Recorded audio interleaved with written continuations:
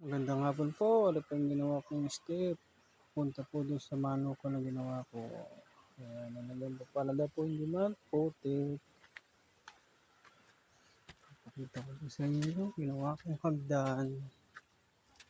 Ito po, ginawa kong hagdan. Oh. Basa pa.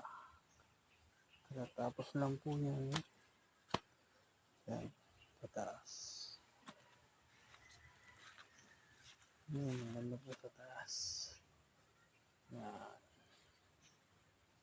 Yan po yung design niya.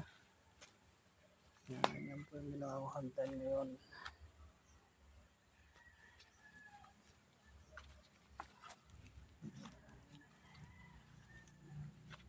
Yan po yung pababa. Yan po sa taas. Dito matigas na kahapon pa to eh.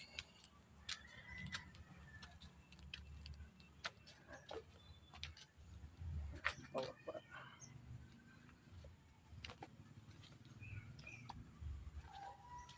Yan, ginawa ko.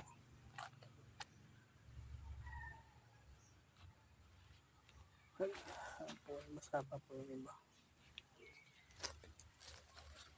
Ginagawa lang po, masapa po yun. Lalagyan ko lang ng design.